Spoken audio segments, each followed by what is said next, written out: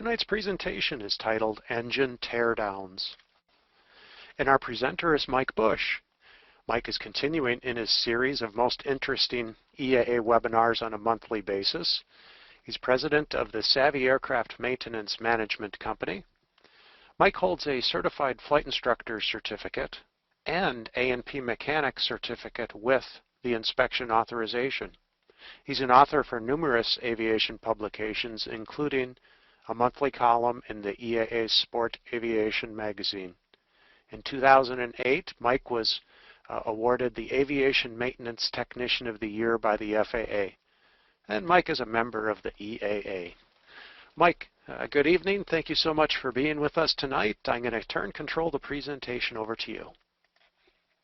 Well, good evening, Tim, and good evening, everybody. Tonight's subject is engine teardowns. I'm not going to try to teach you how to tear down an engine. That's not what we're really going to be doing tonight.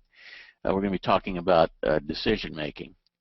I like this photo here. You notice the guy with the mallet in his hand about to attack an engine. But at any rate, we're going to talk about some decision making. The decision to tear down an engine is among the most agonizing decisions that an aircraft owner can make for a number of reasons. First of all, it's very expensive. Just to tear down an engine for an inspection and not to do much more, typically will set you back something like $15,000 by the time you include the cost of removal and installation and shipping of the engine to the engine shop both ways and so on. And that's just to tear down the engine for an inspection. And of course, when you tear it down, you may find some problems and have to repair them. So the price can go a lot higher, and if you go all the way to doing a major overhaul, typically including removal and reinstallation and changing hoses and shock mounts and all the stuff that you typically do when you major an engine, you can be looking at $40,000 or something like that. So it's pretty expensive.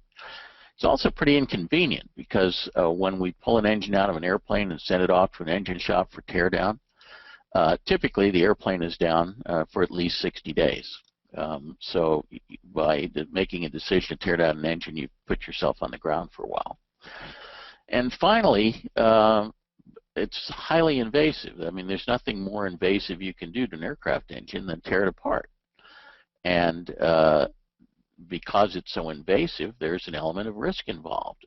As I've covered in several other of my webinars, we've got some pretty good NTSB accident data that shows that the lion's share of aircraft accidents caused by catastrophic in-flight engine failure occur not with engines that are old, but with engines that are young. They typically, within the first 200 hours or 24 months after the engine has been built, rebuilt, or overhauled.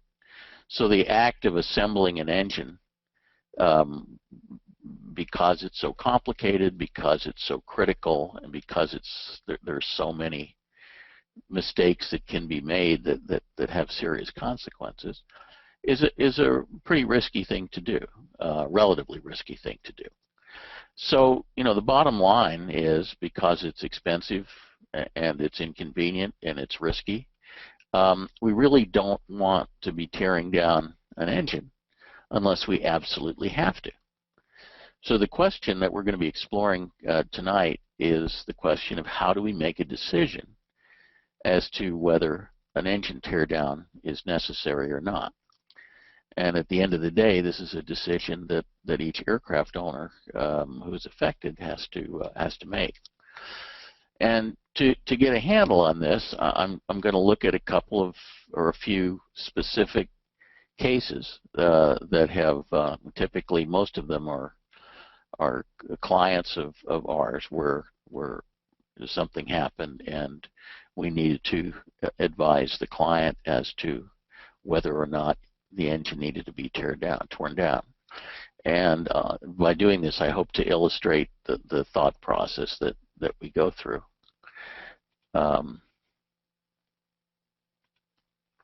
So the first one I'll talk about which is probably the simplest, is the case of a prop strike. And in the fleet of 600 some odd airplanes that we manage, we typically have several prop strikes a year. In fact, I once thought that prop strikes were only a problem that existed with retractable gear airplanes when pilots forgot to put the wheels down. But as it turns out, we manage about 10% of the Cirruses in the world, and the Cirruses have landing gears that are down and welded. And but every year, you know, 1 or 2 of our Cirruses wind up having a prop strike. So it's a lot more common occurrence than I once thought. So in this case, prop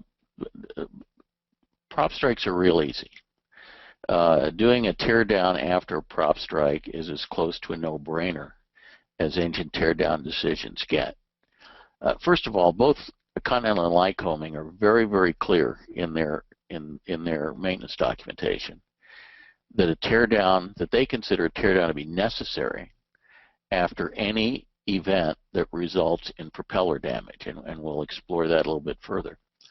For Lycoming engines, there's an AD 2004-10-14 that mandates, with the force of FAA regulations, that a Lycoming that encounters a prop strike must be torn down. For Continentals, there is no similar AD, but even if you have a Continental engine, you're pretty much out of your mind not to tear down an engine after a prop strike. Now, the prop strike is defined in both Lycoming and Continental literature and in the Lycoming AD, and the words that are used are slightly different between Lycoming and Continental, but for all intents and purposes, the guidance is the same. What I have here on this slide is actually quoting out of the Lycoming AD, and it says a prop strike is any of the following 3 things. Any incident, whether or not the engine is running, that requires repair to the propeller other than minor dressing of blades. So you can have a prop strike with the engine not running. If the airplane is sitting on the ramp and a VW backs into the prop, that's considered a prop strike, and an engine teardown is required if it's a Lycoming, and very strongly suggested if it's a Continental, even though the engine wasn't running at the time. If the impact on the prop is enough to cause prop damage beyond just minor dressing of blades, then the crankshaft is at risk. The second part of the definition is, and these things kind of overlap, it's kind of wordy, but any incident during engine operation, so the engine is running, in which the propeller impacts a solid object that causes a drop in RPM and requires structural repair of the propeller. And the third is a sudden drop in RPM while impacting something soft or softer, water, tall grass, other similar yielding media where propeller damage is not normally incurred. So either a sudden drop in RPM or propeller damage, whether or not the engine is running. Obviously not going to get a drop in RPM if the engine's not running, but you get the idea. Any of those events constitutes a prop strike as far as the AD is concerned. And the Continental Service Bulletin that covers this subject, although the wording is not precisely the same, is in essence the same.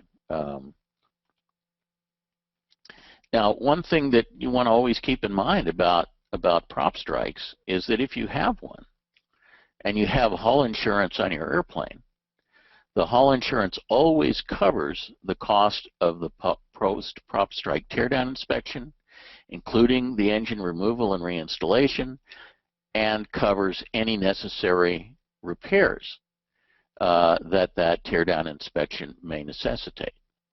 So unless you're flying without insurance, the cost incurred with a prop strike is borne by your insurance.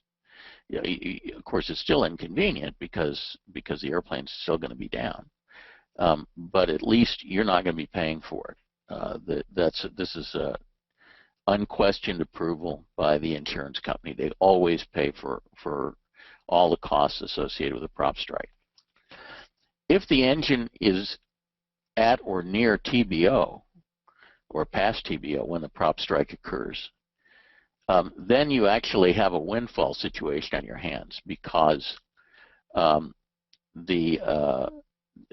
you can go ahead and do a major overhaul. The insurance won't cover the cost of the major overhaul, but it will pay for all of the costs that would be incurred for doing a post-prop strike teardown inspection.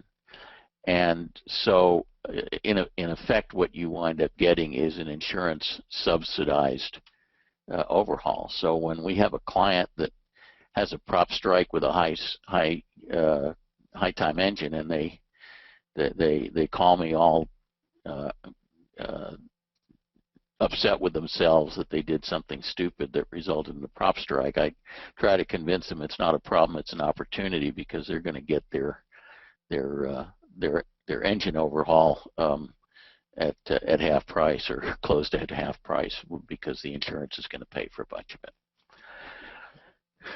So prop strikes are pretty much a no-brainer. If you have one, the engine is going to get torn down. If it's a Lycoming, it's required by regulation. If it's a Continental, it's not, but it's still the right thing to do.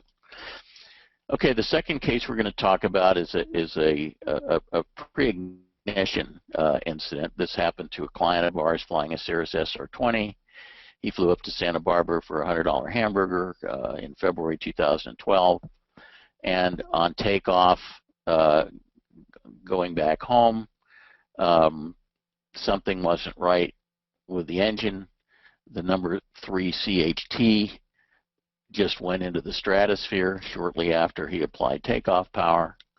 It went from 374 degrees Fahrenheit, which is sort of a normal number, to 653 degrees Fahrenheit, which is basically enough to melt the piston in about a minute and a half. It just went crazy. Fortunately, he had the presence of mind to throttle back and put the airplane back on the ground.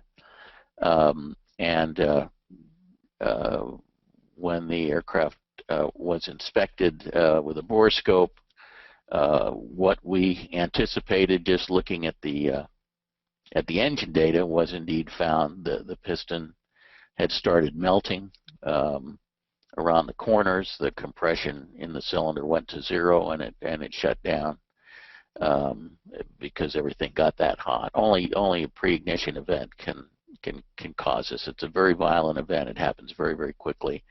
And I've talked about destructive detonation, preignition in another webinar, so I won't go into a lot of detail. But at any rate, it was a pretty serious event. So it was immediately clear, of course, that piston was toast, and that cylinder, which had experienced temperatures that no cylinder should be asked to experience, was going to have to go on the scrap heap.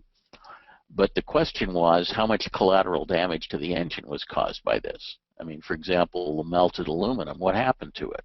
Did it contaminate the engine? Is the engine going to have to be torn down? We didn't know, so we had to kind of take things step by step. So the first step was pretty obvious. Cut open the oil filter and inspected the oil filter medium. And although there was some aluminum in the oil filter, there was remarkably little in the oil filter, which indicated that most of the liberated aluminum from the piston was big enough that it got caught in the suction screen and didn't even make it as far as the oil filter. That's very encouraging. So we give that one thumbs up.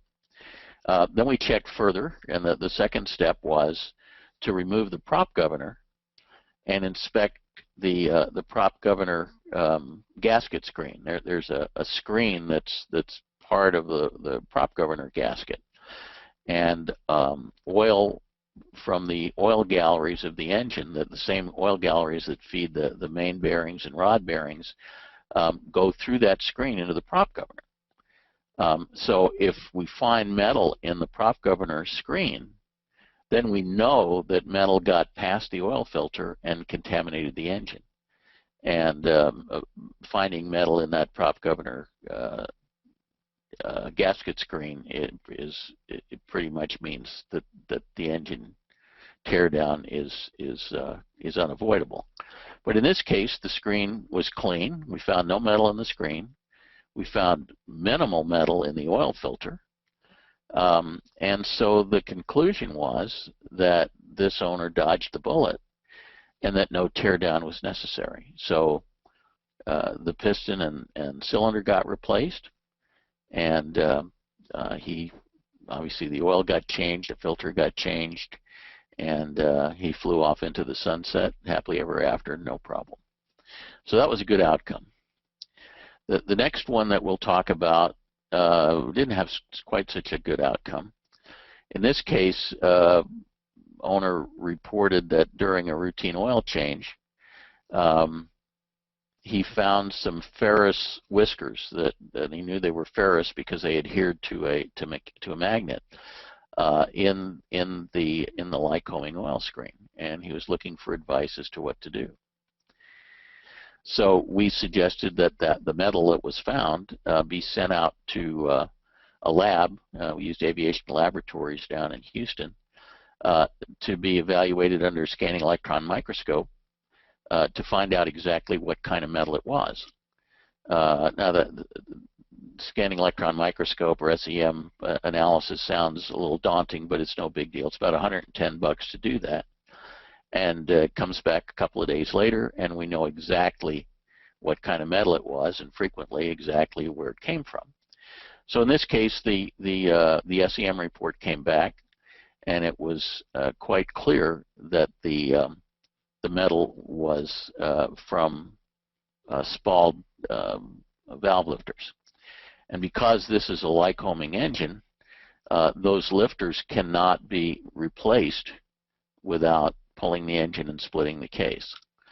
So a teardown was required. Now, had this been a Continental engine, we would have been able to pull the lifters and inspect the cam. And if the cam was okay and the lifters were the only casualty, we could replace the lifters in the field. It's pretty easy on a Continental engine and they can be installed from the outside of the engine without splitting the case. But because Lycomings use a different style tappet, they use what are called mushroom style tappets. They cannot be replaced from the outside of the engine. They can only be replaced by tearing down the engine. So in this case, a teardown was required, and that was the decision that was made. Here's another case where an owner did an oil change and found some sort of bronze-looking metal flakes in the oil filter that looked like they might be bearing material. And so a determination had to be made as to whether that was justification for tearing down the engine. We did, what we talked about before. After looking at the filter, we pulled the prop governor and looked at the suction screen. And then in this case, as you can probably see, we found a bunch of bronze-looking metal flakes in the suction screen, which meant that those flakes had gotten past the oil filter into the oil galleries, and they almost certainly, therefore, had contaminated the engine main bearings. And so there was no choice at this point but to tear down the engine, because the bearings were clearly toast. You wouldn't want to take the risk of running that engine any further. The last case that I will tell you about before we open stuff up for questions is the most painful case of all, because it involves my airplane. And in fact, it's a situation that I'm in the middle of going through right now. I have to apologize ahead of time that I don't have photographs to illustrate this stuff with, so I'm just going to going to talk to you about it a little bit and show you a couple of word slides. And I wish I had some photos to illustrate this stuff, but unfortunately I don't. But I did want to talk about it. This is something that is actually still in progress right now. I'm trying to get the airplane back in the air, and once I do, and the punchline is all in, I'll be writing this up for Sport Aviation magazine. But in any case, the basic story is, and some of you may be aware of this, some of you may not, but last July I was heading up to Oshkosh for AirVenture 2014. I departed my home base at Santa Maria, California, headed for a first fuel stop up in Wyoming. And about an hour and 20 minutes after takeoff, I was over Las Vegas at 13,000 feet on an IFR flight plan, again heading up towards Wyoming, at which point I sensed something wasn't right. I looked at the engine instrumentation. The right engine manifold pressure had suddenly dropped by a bunch of inches, and the manifold pressure that was left was indicative of the fact that the engine had lost its turbocharging and was now operating normally aspirated. Engine seemed to be running okay, but it didn't have any turbo boost. Now, there are a number of things that could have caused that, but one thing that can cause that is an oil pressure problem, because the turbocharger wastegate is controlled by oil pressure, and of course the turbocharger is critically dependent on good oil flow. So as a pilot, my eyes next went to the oil pressure gauge, and I saw that the right engine oil pressure indication was fluctuating, which it obviously should not be. So at that point, it took me about 2 seconds to make a command decision that I was going to shut down the right engine to minimize any further possible damage to it. And I declared an emergency with Los Angeles Center, and or actually with Las Vegas Approach, I think I was talking to at the time.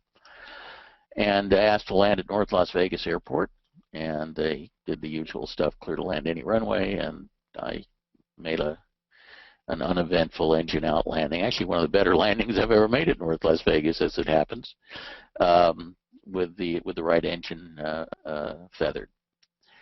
Got out of the airplane, and the first thing I did was pop open the cowling on the right engine and start looking around to see if there was any indication of loss of oil or anything like that. I sort of had this mental picture that I was going to find oil all over the place, but there wasn't any. I pulled the dipstick, and there was tons of oil in the engine, so it's clearly not a case of the engine running out of oil. We pulled and cut open the oil filter and found a substantial amount of aluminum flakes in the filter media, quite a lot of aluminum. At that point, the press of business required that I figure out a way to continue on to Oshkosh, because I was giving a half a dozen talks up at AirVenture. So I left the airplane in a shop at North Las Vegas, scrambled around, got an airline reservation in Milwaukee, and sort of put this behind me. While I was up in AirVenture, I asked the shop to do a couple of things. I asked them to pull the prop governor and inspect the gasket screen, and they reported that there was no metal in the gasket screen. Well, that was moderately encouraging. So a lot of metal in the filter, no metal in the gasket screen. There's still a possibility that this engine might escape a teardown, but still wasn't sure what was wrong with it. I asked them to pull the number 1 cylinder, and after they pulled the number 1 cylinder off and looked in the hole, they discovered a couple of rather sizable chunks of aluminum in the crankcase. And when I say sizable, I mean like 3/4 of an inch in diameter, big chunks of aluminum. The aluminum was sort of all beat up. It wasn't clear where it came from, except that it obviously had tangled with the crankshaft, with the engine running, and lost. So I asked them to pull the other 2 cylinders on that side, and they pulled 3 and found some more chunks, and then they pulled 5 and found the smoking gun, because when they looked across the other side of the crankcase at the bottom of the number 6 piston, they discovered that a big chunk of that piston skirt was gone. The piston skirt, the bottom part of the piston, had actually fractured and departed from the piston. The fracture was right at the oil control ring groove, and about half it extended about half the circumference around the piston. About half the skirt was gone. So it fractured off the piston. It battled with the crankshaft, which busted it up into a whole bunch of pieces, and that's what we found inside the engine. So this was not looking good, but it still was not clear whether this engine was going to need to be torn down, or whether it was just going to have to get a bunch of new pistons and cylinders. So we pulled all the rest of the cylinders off. The other pistons looked fine. Just this one had come apart. It was a freak failure. I actually sent the failed piston off to the manufacturer of the piston, and they told me that they'd never seen a piston failure like this. They inspected it under the fracture face under a microscope and found a very suspicious looking little fissure in the fracture face that they think probably was a manufacturing flaw when that piston was originally manufactured. Piston now had something like 3,000 hours on it and finally decided to come apart. We pulled all the connecting rods and sent the rod bearings out for microscopic inspection. And under the microscope, the rod bearings had a minor amount of aluminum contamination in them. And since the rod bearings receive their oil flow from the main bearings, the fact that the rod bearings were contaminated with aluminum meant that the main bearings almost certainly were contaminated with aluminum. So that was sort of the end of the decision train, and the decision was that the engine, it was going to have to be torn down. And since the engine at this point was about 205% of TBO, it didn't make sense to do anything but do a major overhaul on it.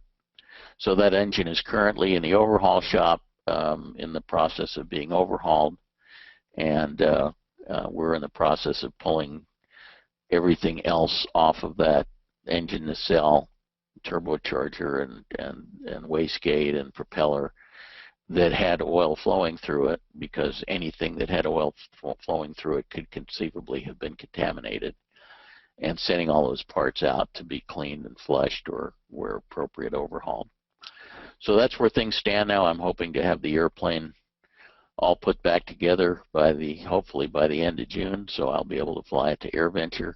Fingers crossed. Hope the plan goes smoothly. We'll see what happens, but I'm right in the middle of that process. But this one was kind of complicated. It was totally unusual, very, very unusual failure, and we went through it step by step in order to finally determine what had happened and to make the decision that tearing the engine down was unavoidable. So with that sad story, Tim, why don't we open it up for some Q&A? All right, Mike. Yeah, well, good luck. I hope you get that. I hope you guys all have sympathy. We do.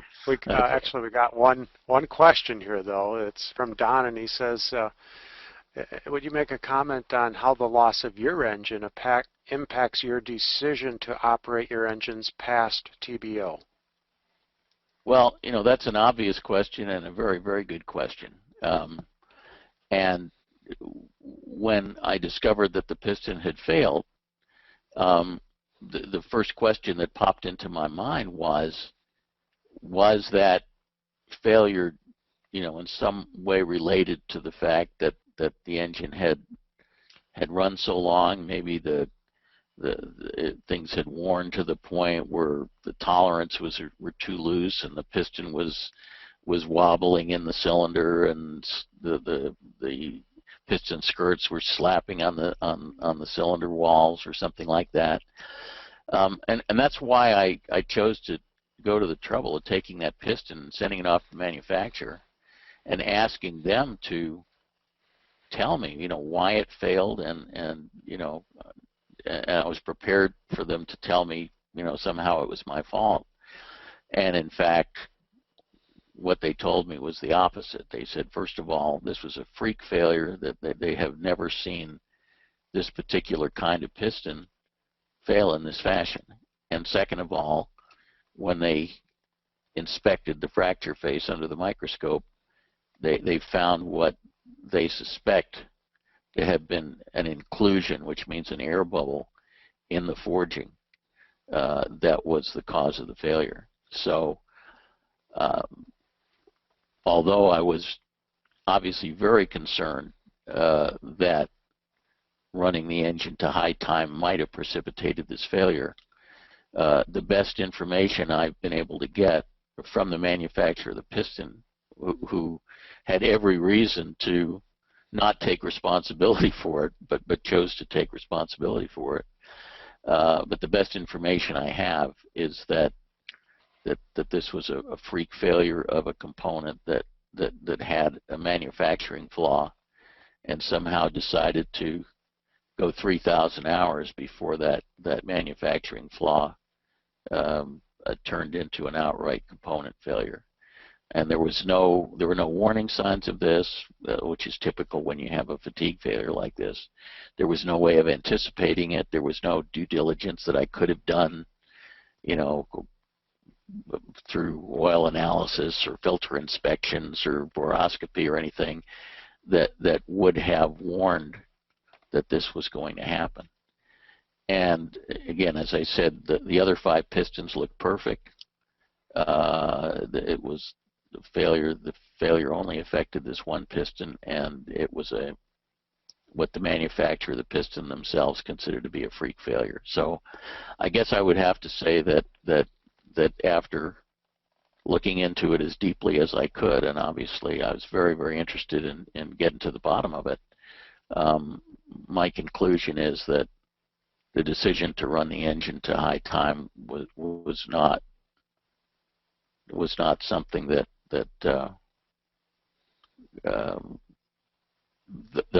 caused the failure.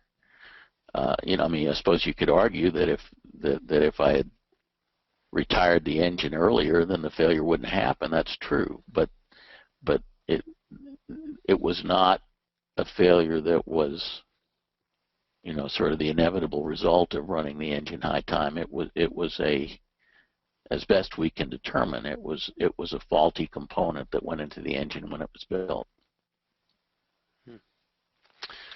David's just wondering, it seems like it's taken a long time to get your engine fixed. Would you consider an exchange rebuilt to save any time? The reason it's taken a long time has nothing to do with that. The reason it's taken a long time is because shortly after I got back from AirVenture, my wife got sick, lung cancer, and ultimately passed away. And while I was dealing with all of that over a period of 4 months, obviously the airplane had to go on the back burner. So the long time had nothing to do with the airplane. It had everything to do with my personal life, and that's why it's taken so long. And Greg's wondering, what caused the fluctuation of your oil pressure? Was there metal in the relief valve, maybe? Well, I have to assume that we did check the relief valve. We opened it up. We couldn't find anything in there, so that anything that might have passed through and didn't get stuck in the relief valve. But these big chunks of aluminum, and they could have lodged anywhere and obstructed oil flow. They weren't just little flakes or the kind of thing you would see in an oil filter or a screen. They were big chunks of things, looked like pebbles, and so they could have caused all sorts of mischief. And it wasn't possible to reproduce the problem. In fact, after we had done all of the non-invasive stuff that we could do with borescopes and so on, actually had them put fresh oil in the engine, put a new oil filter on there, and motor the engine with the starter, and the oil pressure came up, and that's before we pulled any cylinders. So I can't tell you exactly why it fluctuated. It was just the loss of the turbo boost combined with fluctuating oil pressure was everything I needed to make a decision as a pilot. This is a non-mechanic decision, a pilot decision, to secure the engine and put the airplane on the ground rather than try to continue. Patrick's wondering, why did you lose boost when the problem was in the crankcase? Presumably because the oil pressure issue, because the wastegate that controls turbo boost is hydraulically operated by oil pressure, and if oil pressure drops below about 40 or 50 psi, the wastegate will open. It opens under spring tension and it closes via hydraulic oil pressure.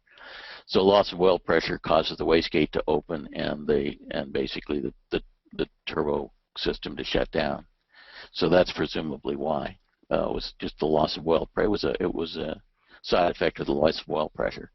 Now the oil pressure never got low enough, for example, for the prop to feather. If the oil pressure had gone to zero, then the prop would have feathered by itself, and that didn't happen. I had to feather it manually. But it apparently there was enough of a loss of oil pressure that the turbo system shut down, and that would be expected if the oil pressure dropped below about, say, 40 psi. Fran's wondering, since aluminum is relatively soft, will it spall or gouge the crankshaft, or just the softer bearing material, i.e., will the crank likely remain serviceable? Well, I think it will. Obviously the engine's in overhaul right now. The crank's going to go out for all the NDT that cranks always have to go through during an overhaul. When we looked at the crank superficially, the best we could, inspecting it just through the holes left by removing the cylinders, we saw a bunch of aluminum transfer marks on the kind of the rough portions of the crankshaft throws and stuff, but it was a sort of thing that would just scotch right off. They were just transfer marks. They weren't damage. I mean, you're absolutely right. The crank is hardened steel, nitride hardened steel, and the chunks were relatively soft aluminum. So the likelihood of the crankshaft being damaged, I think, is extremely small. What I'm slightly more worried about is the possibility that some of those pebbles might have been thrown against the inside of the crankcase enough to cause one of the crankcase halves possibly to be unserviceable. Again, I don't have any indication of that yet, but that's why we do teardown inspections to assess the magnitude of the damage. So that's why I haven't written this up for the magazine yet, because I don't have the complete punchline yet. But my guess is that the crank's fine, and the case possibly could have been in jeopardy. We'll just see. And I shut the engine down real fast. By the way, I didn't sit and agonize about it. I looked at two gauges and I immediately shut the engine down. That's when it's nice to have an airport underneath you and a second engine still running. Yeah, and probably 100 similar incidents in the simulator, so that it was just like automatic. It's like, I've done this before, Awesome. So we got a few comments and questions here wondering, is the piston manufacturer going to be sending you a replacement piston for the defective one they originally sent you? Well, not exactly, but they have offered me a very good deal on the replacement cylinder assemblies for the engine. I'll leave it at that. There you go. So, but look, at 3,000 hours, that piston didn't owe me a thing. So I would not expect any kind of warranty consideration. Right, right. About prop strikes, Tom's wondering, are engines damaged less often by prop strikes when the prop is wooden or maybe composite? And I know we had a couple other questions also about a wooden prop having a prop strike. Any comments on that? Well, I wish I knew the answer to that, but wooden props are sort of outside of my experience base, so I really can't answer that question. Does the Lycoming service bulletin distinguish at all with the type of prop material? I don't believe so. I don't think that there's anything in the Lycoming AD. I have to read it again because it hadn't occurred to me, but I don't recall seeing anything that distinguished different types of propellers in the AD.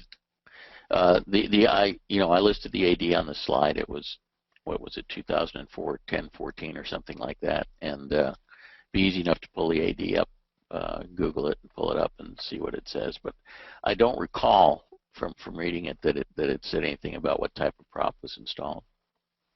Okay. Terry's wondering, how do most A&P mechanics view letting an engine go past TBO? Do they feel pressure not to let the engine continue for liability reasons? It varies all over the map. The different A&Ps, have different philosophies about that. I think, most A&Ps, if you ask them the question, as a Part 91 operator, am I required to overhaul the engine at TBO?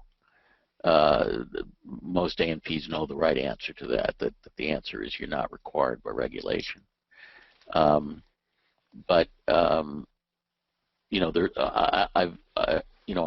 encountered some mechanics that just believe that going past TBO is a sacrilege and they don't want any part of it. There are a lot of A&Ps that are okay with going past TBO, but 300 or 400 hours maybe, but then they start getting pits in their stomach. And there are some A&Ps that basically recognize that it's really the owner's decision. He's the guy that's flying behind the engine. So it really varies all over the map. And if you are flying an engine at or over TBO, it's a really good idea before you have an annual inspection to sit down with the IA that you're thinking about hiring and saying, look, my engine's over TBO, it's running great, I'm comfortable with operating it, and before I hire you to do an annual, I just want to make sure that you and I are on the same page on that subject, so that if it turns out that a particular IA has seriously bought into the concept of limiting engine life to TBO, that you know that before you hire him rather than have it come hit you as a surprise afterwards. David's wondering, I'm building an RV8 with a 0320. It's overhauled and then pickled for storage. After several tours in Iraq, I'm now getting back to the project. It's been sitting for 9 years. How long is the pickling good for? Should I have any concerns? If the engine was properly pickled, then it ought to be okay. I mean, there's a lot of factors that go into this. I'm not sure where the engine was sitting for those 9 years. If it was in South Florida, I'd be a lot more worried than if it was in a place with more normal corrosion risk. But a properly pickled engine should go for a long time without a problem. Obviously, you'd want to take a look at everything you can with a borescope to see what it looks like. If you look in the cylinders and see rust patches, then obviously you've got a problem. But if the engine was properly pickled and desiccant plugs were put in everywhere and everything was sealed off the way it's supposed to, that engine ought to be okay for a long time. And Thomas is wondering, your examples reflected catastrophic events. How do you make the decision to tear down without such an event? Well, I did a whole other webinar on that subject that's titled "When to Overhaul," where we address that specific issue, and that's on the EA video server, where I talked about the various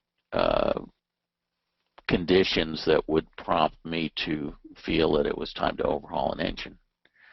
And of course, one of the conditions in that list of things was, an unacceptable amount of metal in the engine, which of course was the case with my engine. But if you reference that webinar, I created kind of a laundry list of reasons that I would consider to be valid reasons for making a decision to overhaul an engine. Okay. And this one kind of goes right along with it, so it might be the same answer you just gave. But Tom is just wondering, outside of prop strikes, do you find there are any common themes that lead to damaged engines? I'm not sure exactly the orientation of the question. I'll make a couple of comments.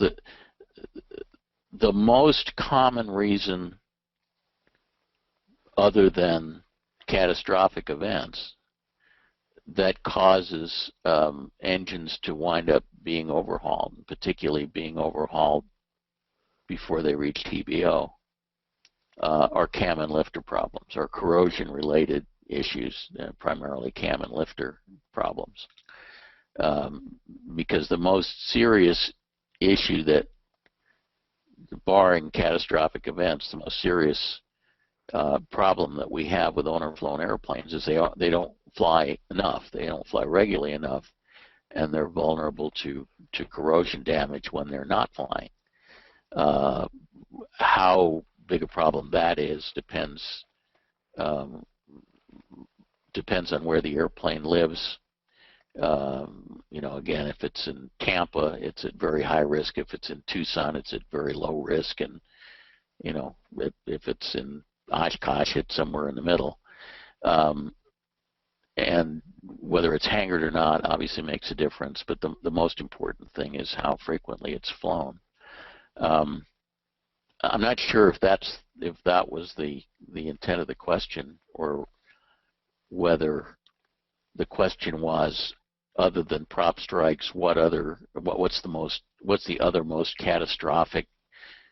frequent catastrophic event?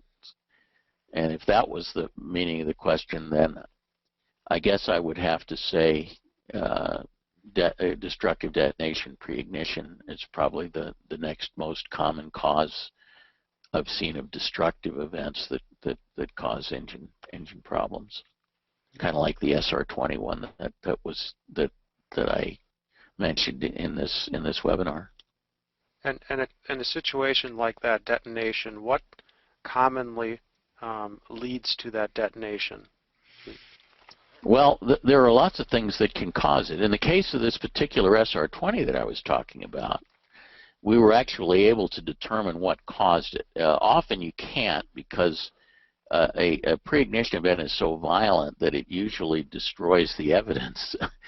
But in the case of this SR-20, what was discovered almost immediately when first of all, the best thing about that episode was that the pilot detected it immediately. He saw the rapidly rising CHT, followed by a feeling of engine roughness, and he made a very good decision to throttle way back and to declare an emergency with the tower and put the airplane right back on the ground before it ever left the pattern. That was a very good thing. But one of the very first things we found after the airplane was put in the shop there at Santa Barbara was that the airplane had recently come out of an annual inspection. We found that the spark plugs were just hardly more than finger tight. and that the spark plug in the cylinder that had the catastrophic preignition event, I'm trying to remember, I think it was cylinder 3 or something, but I can't swear to that, it was on the slide. That spark plug had actually started backing out and had backed out a couple of turns. And the only thing that prevented it from backing out all the way was the fact that the ignition lead had twisted as far as it wanted to twist. But with the spark plug loose like that, the heat sink path between the spark plug through the spark plug gasket to the cylinder head was lost. So the poor spark plug really didn't have a good way of dissipating its heat, and it just wound up heating up to the point where the electrode was glowing red hot, and that's what precipitated the preignition. We don't often have a really solid diagnosis like that for preignition because, again, for example, when you have preignition, you pull the spark plug electrodes are almost always destroyed by the violence of the event. So you really can't tell very much about it. But in this case, because the spark plug was actually very, very loose and had been started to back out, and all the other spark plugs were much looser than they should have been, it's pretty clear that the reason that this happened was that some mechanic during the annual inspection got distracted and forgot to torque the spark plugs down properly. They apparently went in finger tight or just a little bit more and were left that way. Justin's wondering, are the new style Lycoming roller tappets able to be replaced without splitting the case? I'm sorry, but I don't know the answer to that. I've not been present for a teardown of the new style Lycoming things. That's a very interesting question. I'd love to. I'm going to try to research that because I should know the answer to that, but I'm embarrassed to say I don't. Okay. And but Mark's I know, wondering, but I know who knows, so I'm going to find out. okay. Mark's wondering, engines well past TBO, peripheral like mags, alternators, starters, and starter adapters get repaired and rebuilt throughout the life of the engine. What are your thoughts on the fuel system, specifically the pump, throttle body, and spider? Should these be run on condition or should they be on some kind of schedule? No, I think they should be on condition. Now, when an engine is major overhauled, it's required that the fuel system components be overhauled as well, and that the mags be overhauled and so on. Otherwise, you can't call it an overhaul. But as far as overhauling them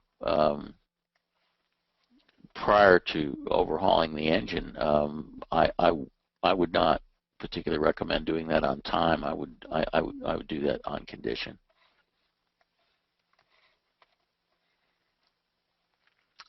Gotcha. Okay, let's see here. Let's see. Okay, Jeff's just wondering, he found some small flakes about 1/4 the size of a penny in the oil pump suction filter. It's an 0360 with 1,350 hours on the lower end, 650 hours on pistons and cylinders. Any suggestions about how he should proceed? Yes. Well, first of all, those aren't small flakes. If they're 1/4 the size of a penny, they're quite large flakes. But again, when you find metal in the suction screen or in the oil filter, and it's not immediately obvious to you where that metal came from, which more often than not it's not obvious, the best thing to do, at least what I think the best thing to do is to package it up and send it off to a lab and say, here's the metal, tell me exactly what it is. And they put it under an SEM, and they come back with a report that tells you exactly what the alloy is, and often they'll tell you where they think it came from. If they don't tell you where they think it came from, usually you can figure it out from what the alloy is, because different critical engine parts are made of different kinds of material, and so if you know precisely what material it is, then you can usually make a pretty good educated guess as to where it came from. So that's what we always do. When in doubt, we always send it out to the lab. It's like I say, we use Aviation Laboratories in Houston. They charge, I think, $110, if I'm not mistaken, to do an SEM analysis. And usually they turn it around in 2 days or so, and get a report back, and we know what we're dealing with. What does SEM stand for? Scanning electron microscope. I'm sorry. Ah, gotcha. All right, Peter's wondering if you could just please speak to the teardown recommended by Lycoming based solely on age of the engine. Well, actually, both Lycoming and Continental now include a 12-year period in their TBO recommendations. I don't know of anybody that takes that seriously. It seems to me you'd have to be out of your mind to tear down an engine just because it's 12 years old. And, you know, I don't want to make any enemies in high places, but my sense is that the 12 years was thrown in there just to just so that the manufacturers could basically disclaim any kind of warranty obligation after an engine was 12 years old. If you got a 12-year-old engine that doesn't get run much, is sitting in a salt-rich environment and is corroded, you know, then that's probably the case that they're talking about there. Of course, but the problem is that these TBOs are one size fits all, you know, and they don't take into consideration whether the airplane's in Tampa or Tucson, or whether it flies, you know, night freight every night, or whether it sits around for months at a time unflown, or whether it's a Alaska seaplane that operates off of salt water. I mean, they just don't take any of those variables into consideration, which is why I'm very skeptical about the whole TBO concept. It just doesn't. It doesn't consider the most important things that contribute to engine longevity, and that's especially true when it comes to calendar time. Question from Rich here. He says, I received an oil analysis report on a Lycoming 0235 that the oil had a high iron number. Do you think the cam and cam followers are damaged? The aircraft flies mostly in the spring and summer, about 35 hours a year. Well, what I would like to know is what a careful oil filter inspection reveals, or I'm not sure if its 0235 does have a full flow oil filter or whether it just has an oil screen, but pressure screen. But it's an interesting question, but in my experience, cam and lifter problems almost never show up in oil analysis. And the reason is that when cam and lifters start coming apart, they come apart quite rapidly, and they throw off pretty large flakes of metal that get caught in the screen or in the oil filter, and so never make it into the sample jar.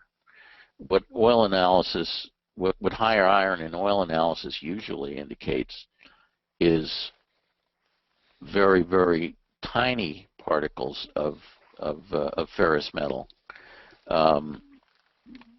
Quite frequently as a result of rust, like rust on cylinder walls from disuse, sometimes from other kinds of slow wear events. But if I'm seeing high iron in oil analysis and I'm not seeing any visible metal in the pressure screen or the oil filter, then I'm guessing that ferrous metal came from something other than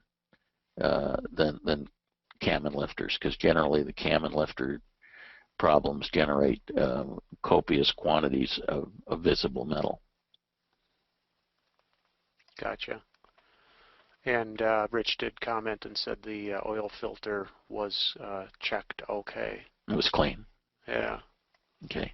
So again, my first question would be, did the engine sit idle for a while? Because if it sat idle for a while and some light rust developed on the cylinder walls, and you ran it again, and the light rust got scraped off and wound up in the oil, that's frequently the kind of thing that causes a big spike of iron in the oil analysis. And usually the appropriate follow-up to seeing something like that is to go on a short oil change interval for a while. Maybe change the oil at 20 hours or something, and resample and send it in. And if the iron spike is transient and it goes back down to normal, then it was some kind of a transient event, probably just rust. And but if you start to see a monotonically increasing amount of iron from one oil sample to the other, and it really takes like 3 oil samples to establish a trend, but if you see a clear uptrend, that's the time to start worrying about it. And Walt's just wondering, does a prop overspeed count as potential damage to an engine? Absolutely, and both Continental and Lycoming have detailed service bulletins on prop overspeeds, and they will classify prop overspeeds in different categories depending on by what percentage of redline the overspeed was, and for how long a duration. And for brief overspeeds or overspeeds that don't exceed, say, 5% of redline, the recommended remedy is very minor, and for profound overspeeds that last a significant length of time, they typically want the engine torn down. So again, both Continental and Lycoming have detailed service bulletins that give you a table that classifies the magnitude of your overspeed and then tells you what to do in response to it. Okay, and William's just wondering, what effect is high silicate levels in oil on life of engine, on the life of the engine? High silicon levels in oil analysis almost always means that dirt is getting into the engine, and if the source of the dirt contamination is not found, it can have a profound effect of shortening the longevity, particularly of cylinders and so on. Because when you mix dirt with oil, you get a pretty good grinding compound. How the dirt gets in the engine, it could be a problem with the induction air filter. In my experience, an awful lot of the time that we see high silicon in oil, it's as a result of a carburetor heat door or an alternate air door, depending on whether the engine is carbureted or injected. But the door are not sealing properly, so that, say, when you think carburetor heat is off, it's not completely off, or when you think you're not on alternate air, you're actually getting some alternate air, and the source of alternate air or the source of carburetor heated air is always unfiltered. And so if the flapper door that is operated by the carburetor heat control or the alternate air control is not sealing properly, then you wind up getting unfiltered air being breathed into the engine, and that will reflect itself in high silicon. So if you're seeing high silicon, the very first thing to do is to search very carefully for how unfiltered air might be getting into the engine, because the silicon is indicative of dirt getting into the oil. Okay, Greg's wondering about prop strikes and what is considered a sudden drop in RPM when contacting a yielding object. Is there a definition anywhere? I don't believe so. I think that slide was quoted right out of the AD, and I don't think they quantify that further. William's just wondering, do you run your mags past TBO as well? Well, it depends on how you mean that. I'm very religious about sending my mags in for or for a teardown inspection, 500-hour teardown inspection every 500 hours. I either do it myself, or in recent years I've been sending them out to a mag shop. I don't overhaul my mags. I see no reason to overhaul them. As long as you're doing the 500-hour teardowns, that's all that's required. The big difference between overhauling the mag and doing the 500-hour inspection is that when you do the 500-hour inspection, you only have to replace the parts that look like they're worn. But when you do the overhaul, in order to call it an overhaul, you have to replace almost everything. You have to replace the bearings, whether they need it or not. You have to, there's just a ton of stuff that has to get replaced unconditionally in order to call it an overhaul. Whereas when you do a 500-hour teardown inspection, that's an IRAN, inspect and repair as necessary. And the mag technician has discretion as to what needs replacement and what doesn't. So to me, it makes sense to do the IRAN every 500 hours, but not to do an overhaul. Now, when you overhaul the engine, then the mags must be overhauled.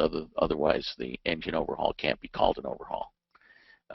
But any other time than overhauling the engine, I do a 500-hour teardown inspection as documented in the mag service manual, and that's basically an on-condition inspection. The mag is taken apart, everything is inspected, but the only parts that are replaced are the parts that look to the technician like they need to be replaced.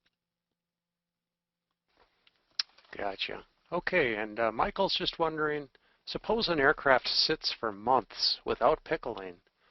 What would you recommend for inspection prior to returning to service? Thinking about any rust damage particularly. Right. Well, the two areas of vulnerability are the cylinder walls, which are steel, unless the engine has chrome cylinders or something, but most of the time they're steel, and the cam and lifters. Now, the cylinder walls are easy to inspect. You just stick a borescope in and look around. The cam and lifters, if it's a Lycoming, are very, very hard to inspect, other than by removing cylinders, and I would not recommend doing that.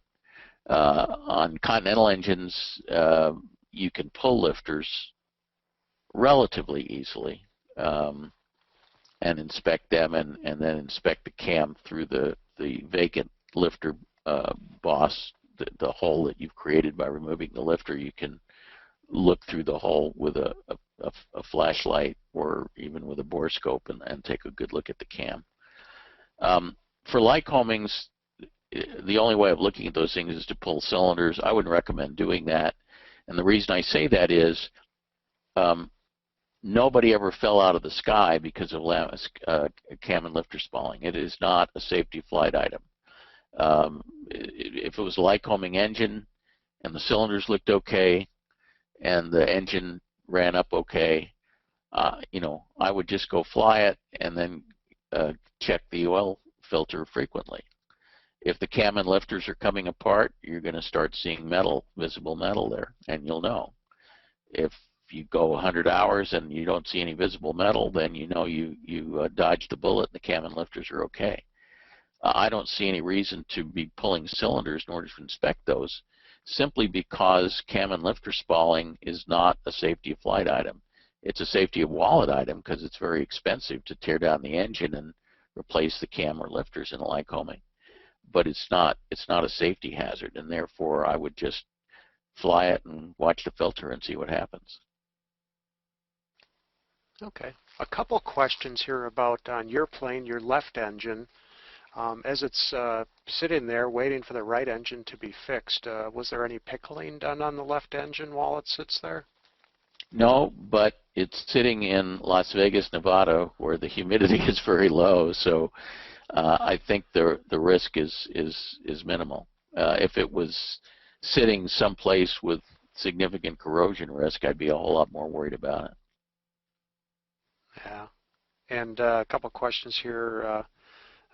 If you're going to do any additional inspecting or anything like that on that engine that didn't have the failure. On the left engine? Yeah. Well,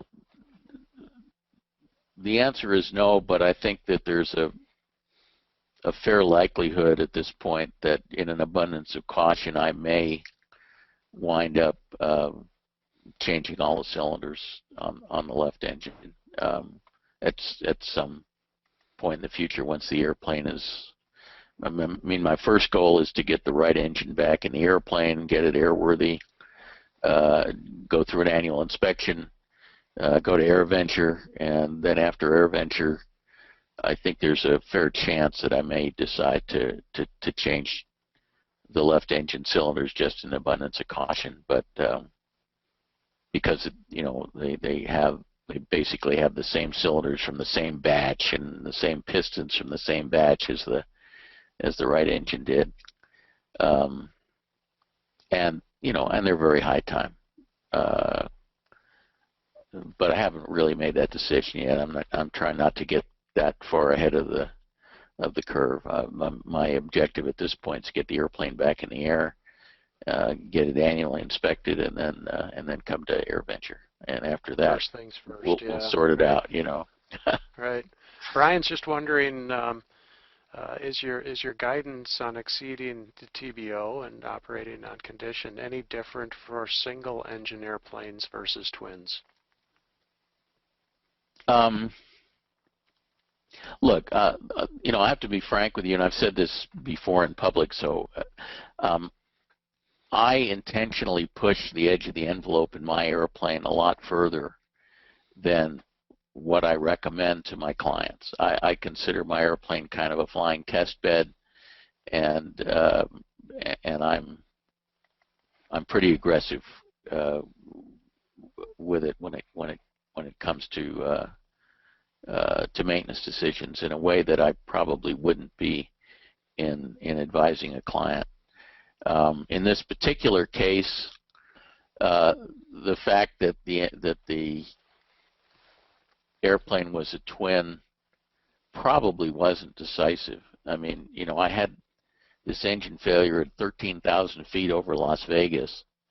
I had 4 airports I could have landed at, and frankly, my biggest problem in landing that airplane in Las Vegas was getting down, because I was awfully damn high. So, I have absolutely no doubt that had the same exact scenario happened in a single, making a forced landing would have been pretty much a piece of cake at any airport of my choosing, because I was way high over an area with lots and lots of airports. Had this happened out in the boondocks somewhere, it might have been different, and having the second engine might have been a decisive advantage. That's about all I can say about it, I guess. Okay, Mike has got a question here. He's got an experimental aircraft, and it had a prop strike with a composite prop. He said he's apparently dialed the crankshaft, and it's okay. Just wonder if you have any comments or suggestions for Mike about what he might maybe do with his engine. Yes, well, all I can say is that the procedure of dialing the crank, which basically means using a dial gauge to measure the run out of the crankshaft flange, in other words, to see whether it's twisted or whether it's been bent or not, it's a procedure that has been disowned both by Lycoming and Continental. If this is a Lycoming engine, dialing the crank and deciding it's okay is basically a violation of the airworthiness directive, and on an experimental, I guess we'd have to actually look at the AD to see whether or not it applies to experimentals. It might not. You might be able to avoid the compliance with the AD because it's an experimental, it's an engine and experimental service. But neither Lycoming or Continental allowed dialing the crank to decide whether to tear down the engine anymore. That's an old procedure that is now discredited. Certainly in the case of Continentals, dialing the crank is basically a useless exercise because the Continental crankshafts are nitrided in their entirety, including the flange, which basically nitriding is a form of case hardening, which means that the crankshaft should be thought of as like an egg. It's got a very, very hard outer shell and then a softer, tougher inside. And the risk with the crankshaft is something that will crack the nitride case, that very thin outer shell that is maybe 1/15,000th of an inch thick, and that nitride case could be cracked without any measurable runout on the flange. What I'm trying to say, I guess, in a nutshell, is that at least with Continentals, the crankshafts don't bend; they break like an egg, and so dialing the crank is just not an appropriate procedure. Lycomings are a little bit different, but Lycoming does not authorize dialing the crank as a decision procedure, and the AD specifically does not. The Lycoming AD does not either. So again, if it were me and you had a prop strike, I would say the only safe course really is to do a teardown. Now, in my experience, whether or not the crank is damaged is highly dependent on how much power the engine was making at the time of the strike. If the engine was at takeoff power when the prop strike occurred, the likelihood of crankshaft damage is very great. If the engine was at idle when the prop strike occurred, the probability of damage is very low. But both Lycoming and Continental say, we don't want you playing the probability game. If you had a prop strike that damaged a prop, then we want you to tear down the engine and put the crankshaft through the full battery of non-destructive tests. And David's wondering, how much can you grind a crankshaft and still be usable?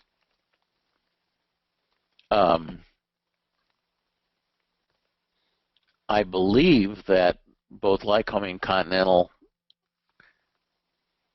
and I'm doing this from memory, so I could be slightly wrong about it, but I think both of them allow one undersizing of the crankshaft, and I forget whether it's by 10 thousandths or something like that. So that if a crankshaft flunks dimensional checks at overhaul, it's allowed to be undersized once. And if the crankshaft's been undersized and then subsequently flunks dimensional checks, then it has to be retired. But crankshafts last a very, very long time. There was a white paper that Lycoming published some time ago that indicated that on average, a Lycoming crankshaft goes 14 TBOs before it gets retired, which is a lot longer than most of us will ever fly in our lives. Question, is there any reason to not use a magnetic drain plug? Not that I know of. And question from Vince, he's wondering if you had that engine which was not pickled and you did an inspection and found rust in the cylinder, what would be the proper thing to do? Would you simply hone the cylinder if you found some light rust in there? Well, if you found light rust, you'd probably just run it. But if you found significant pitting, then you'd pull the cylinder. And the advantage of doing that is that once you pull the cylinder, you get a chance to take a really good look at the cam. So it would have two effects. One is that you'd solve the rust pitting problem in the cylinder, but you'd also have a side benefit of getting a really good look at the cam and lifters.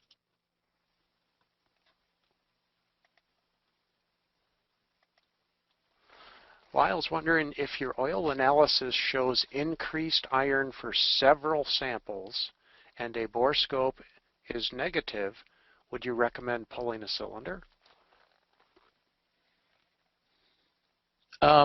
Really not. I mean, you've got to remember that what oil analysis is showing you is microscopic metal particles that are too small to be seen by the human eye and too small to be caught by a filter. And particles that small cannot compromise the safety of the engine. What oil analysis is useful for is giving an early heads up on stuff that other techniques would detect much later.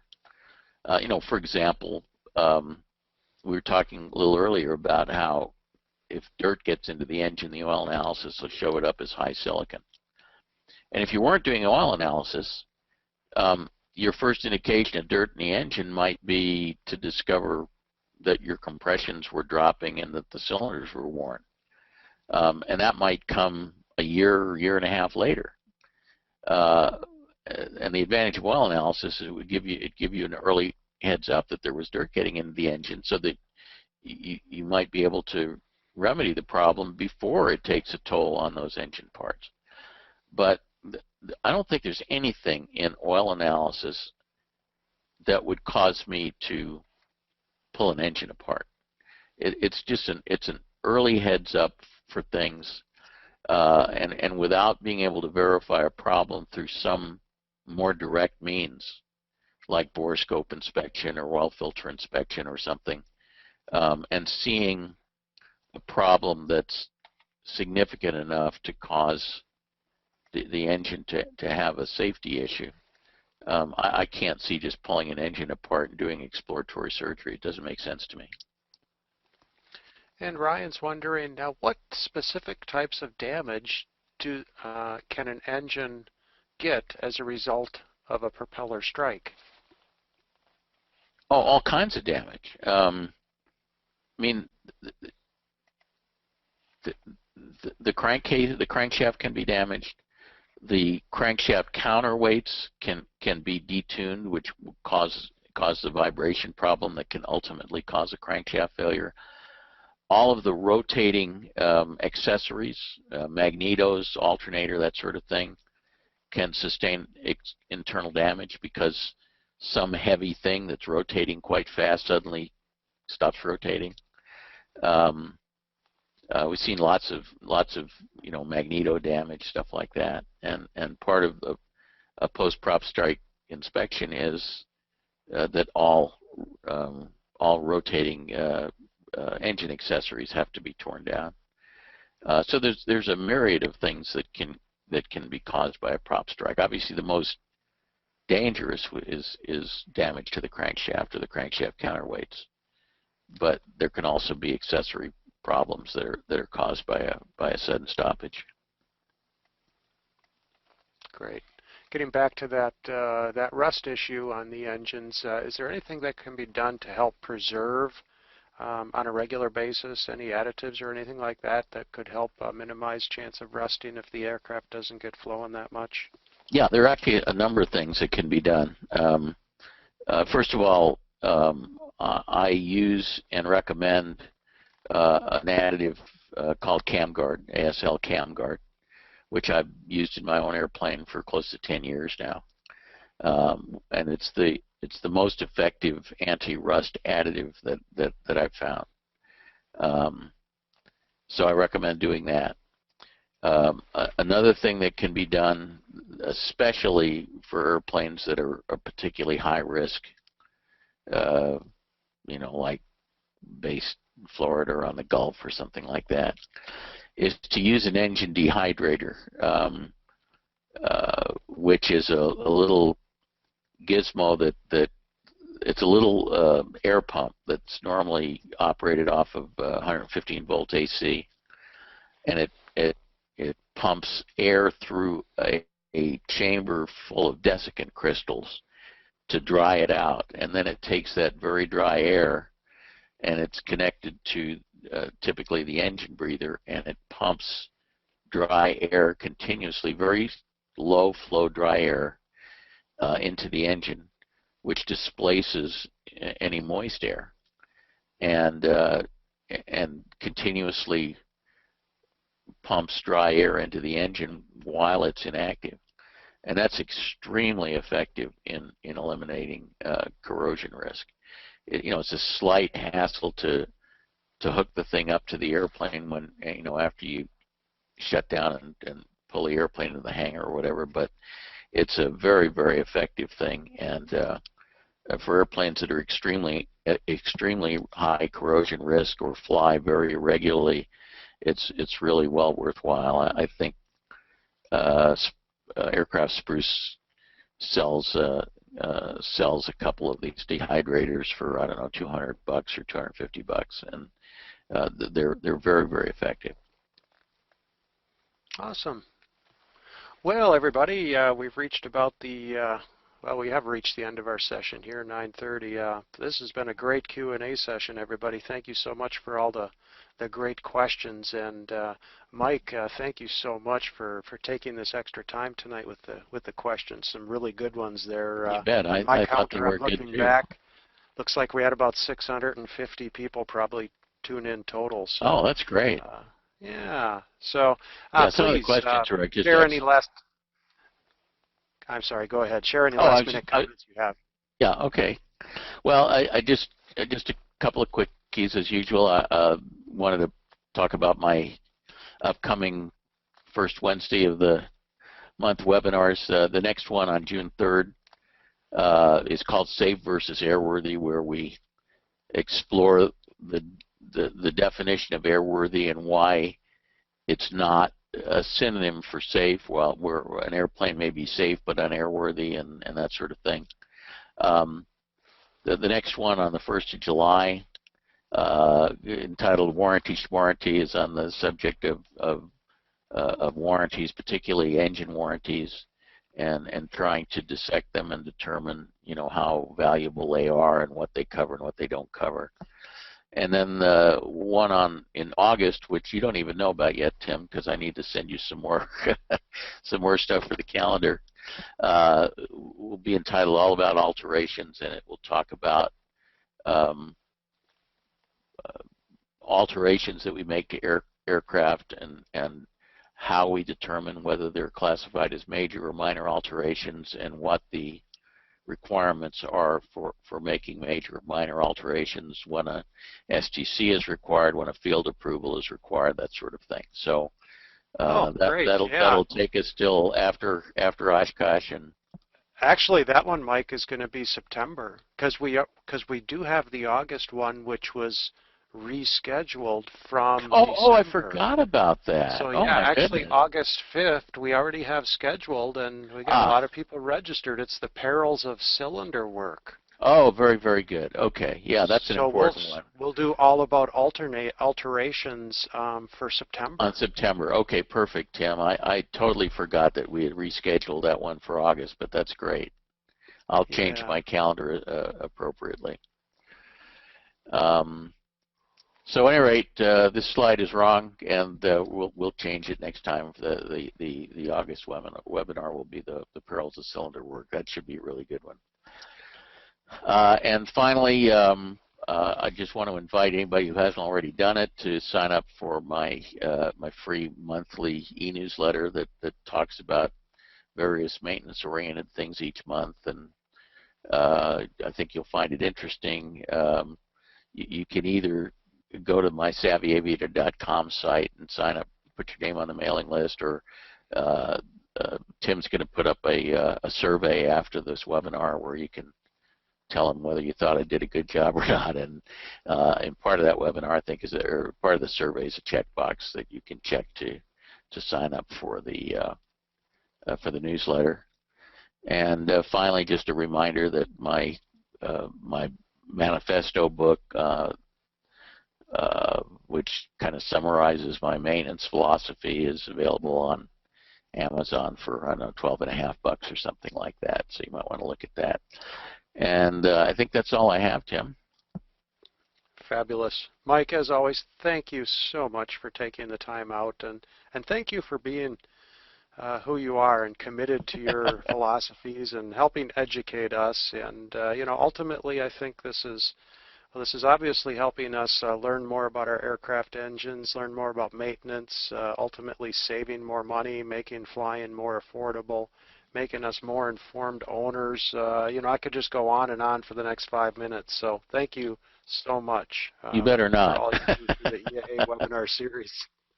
Okay, thanks a lot, Tim. I enjoy doing these things. It's particularly gratifying when we have, 650 people show up for something like this, and we get all these great questions, some really good questions tonight. Some of them a little embarrassing even, but nonetheless great questions. So I enjoy doing these things, and I'm happy to continue the series. Hopefully I won't run out of topics. Good to hear. Good to hear. To all the attendees, thank you so much for tuning in tonight. Everybody, have a great night, everybody. Hey, thanks, everybody.